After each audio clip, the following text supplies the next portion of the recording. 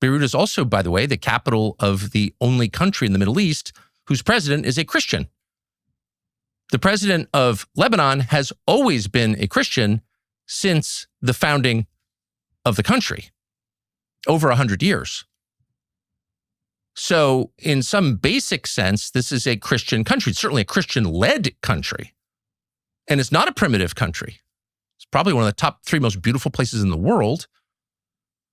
But it's also one of the most civilized places in the world. And for many years, the southern portions of the country have been controlled or at least influenced by a Shiite militia group, which has become, in effect, the government of those parts of the country, called Hezbollah. You've heard of Hezbollah. I think the U.S. Congress has declared it a terror organization. No one's defending Hezbollah. But Hezbollah's the main thing to know about Hezbollah is that they are sworn opponents of Israel, and that's why you know their name. That's why it's not just a regional problem in the Levant for you. It is an ever-present slogan that people are shouting at you all the time. Hezbollah, they're bad. Well, why are they bad? Well, they're against Israel. That's why.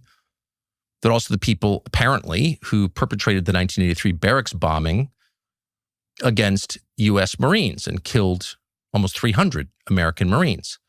The United States was in Lebanon at the time. Why was the U.S. there? Well, because Israel had invaded Lebanon. And so the Reagan administration, in response to what Israel did, decided to get involved on behalf of our closest ally, and almost 300 American Marines were murdered by Hezbollah. Not blaming Israel for that. Apparently they had advanced knowledge of it. That's pretty clear. It's been documented. But Hezbollah did it. They did it, not Israel. But we were there because of our alliance with Israel. Fact. So Hezbollah has, for many years, been active in the southern parts of the country, south of the now famous Litani River, on the border of northern Israel. So it's a concern for Israel. But Beirut is a separate question.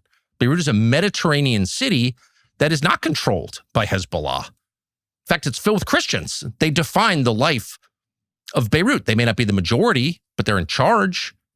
And they certainly have defined it culturally. And Israel is bombing apartment blocks in Beirut, Lebanon. You know what the name of the military operation was? Eternal Darkness.